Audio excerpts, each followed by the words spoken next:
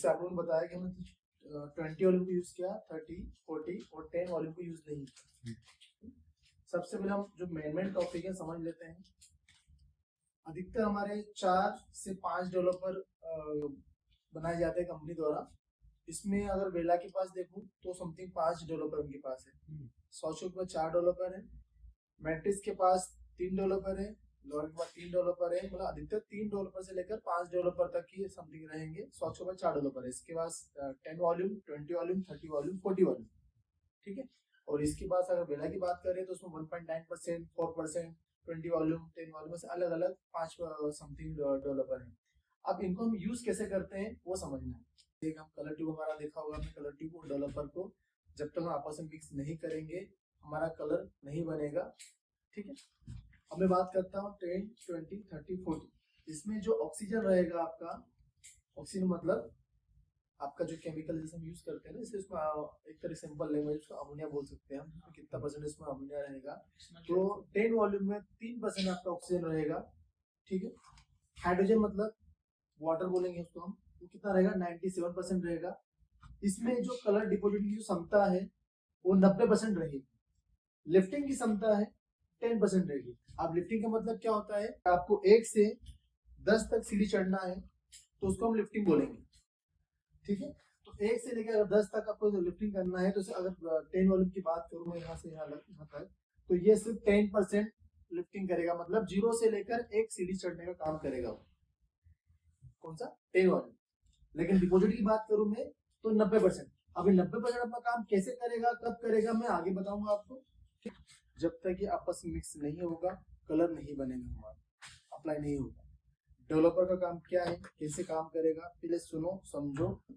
ये 4 डेवलपर ऐसे आएंगे, यहाँ पर आपको अलग अलग कंपनी 4 डेवलपर देखने को मिल रहे हैं। यहाँ पर ये सॉचकॉप का है, मैट्रिक्स का है और लॉरियल, ठीक है। तो लॉरियल के बाद जो था वो ले आया, और ये सॉचकॉप का ब्रांड है।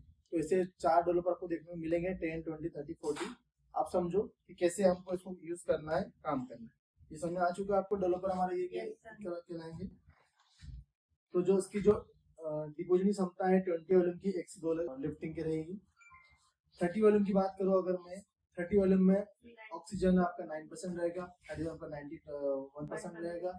डिपोजिट की क्षमता उसकी 60% रहेगी, और लिफ्टिंग की क्षमता 40% रहेगी, और लेवल लिफ्ट की क्षमता 3 लेवल रहेगी। अब सिंपल सी बात है, 40 वॉल्यूम का फॉर्मूला यही रहेगा। इनमें मेन जो मेजर पॉइंट है हमारा समझने का वो क्या है, जिसमें ज्यादा लिफ्टिंग की क्षमता है वो डिपोजिट कम करेगा, और जिसमें ज्यादा डिपोजिट की क्षमता है वो लिफ्टिंग कम करेगा। बोलने का मतलब क्या है, जैसे जब हम प्रीलाइटिंग करते हैं, जैसे किसी एक कलर को निकाल कर कुछ नया कलर हम डिपोजिट करते हैं, उसको हम बोलते हैं जमा करना, है ना। जमा करना, डिपोजिट करना, उसको डिपोजिट बोलते हैं।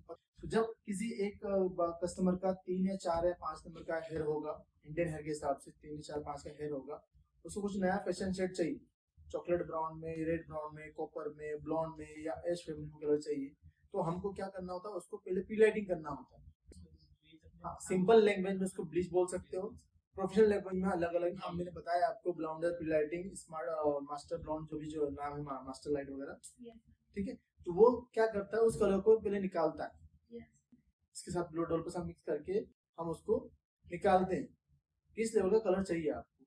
फिर उस कलर को निकालने के बाद में फिर हमको एक नया कलर, जो कलर क्लाइंट की जो डिमांड होगी उसके हिसाब से हम उसको डिपोजिट करना होता है, उसको बोलते हैं डिपोजिट, ठीक है। अगर आपने डिपोजिट नहीं किया तो बाल आपका रफ होगा, ड्राई होगा, डैमेज होगा, ठीक। अब यहाँ पर बात आती है कि आपको ये कंफ्यूज करेगा कि सर इसमें सर यहाँ पर डिपोजिट क्षमता 90% है या लिफ्टिंग की क्षमता 10% क्यों,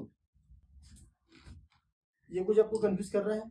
इसमें लिफ्टिंग का 10% है, हाँ। अगर अपन लाइटिंग करते हैं तो 10% लिफ्ट होगा, हाँ। और डिपोजिट कलर करते हैं अगर इससे 10 वॉल्यूम से तो 90% डिपोजिट होगा।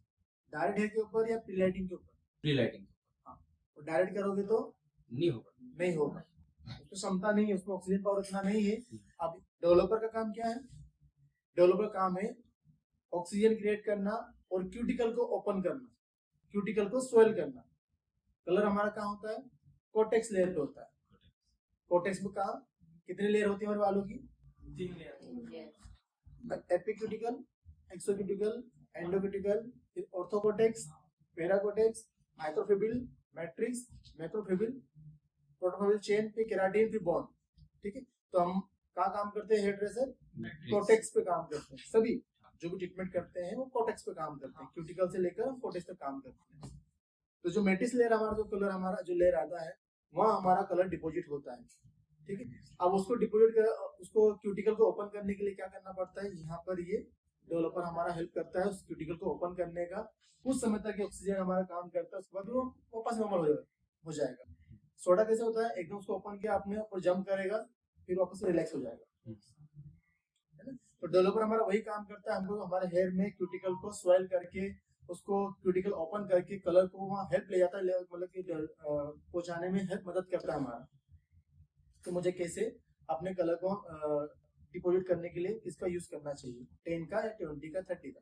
अगर यहाँ पर मान लो किसी का फाइन हेयर हुआ, वो सेंसिटिव हेयर हुआ, तो मुझे वहाँ पर 10 वॉल्यूम की जरूरत पड़ेगी। क्यों? क्योंकि वो हेयर फाइन है, सॉफ्ट है, आसानी से 10 वॉल्यूम से मेरा काम हो जाएगा। लेकिन वहीं पर अगर 20 वॉल्यूम मतलब बाल थोड़ा सा डार्क हुआ, थोड़ा मोटा हुआ हेयर हुआ, तो वहाँ क्या करना पड़ेगा आपको?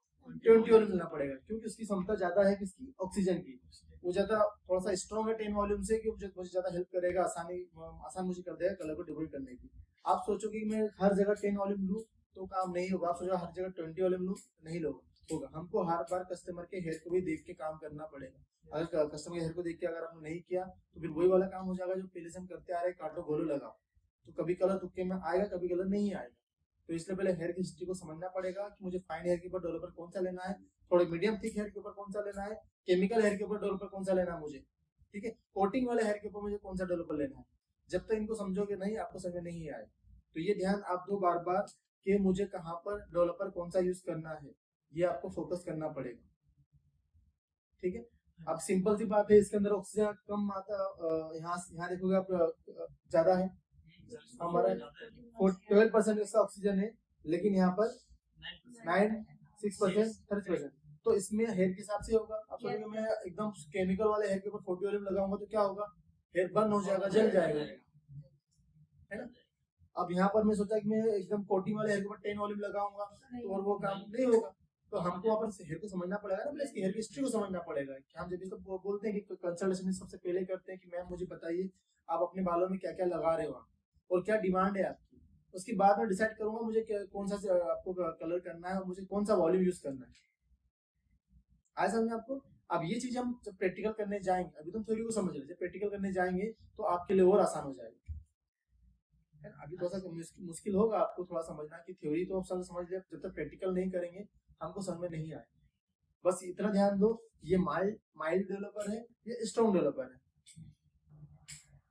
ठीक है, ये प्रीलाइटिंग के बाद में 90% अपना काम करेगा, डिपॉजिट काम करेगा, लेकिन डायरेक्ट लगाओगे तो 90% काम नहीं करेगा, वो 10% काम करेगा, उल्टा हो जाएगा, 10% काम करेगा।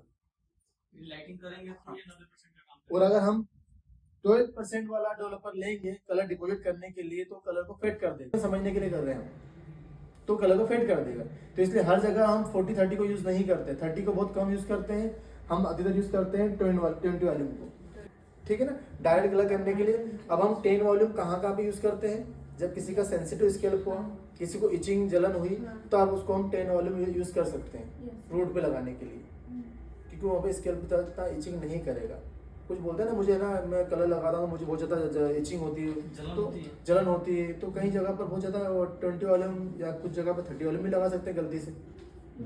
तो इसलिए हमको फिर समझना कि आपको क्या दिक्कत है, उसको आप 10 वॉल्यूम लगाओ। थोड़ा कान के पीछे थोड़ा सा पेस्ट टेस्ट कर लो, हल्का सा स्किन पे लगा के देख लो और बता दो उनको कि मैम देखिए आपको प्रॉब्लम तो नहीं हो रही है। अगर 10 वॉल्यूम से भी अगर प्रॉब्लम हो रही है और इचिंग हो रही है तो भी क्लाइंट को मना करेंगे कि मैम नहीं कर सकते आप, है ना। हर बार आपको रिस्क लेने की जरूरत नहीं है।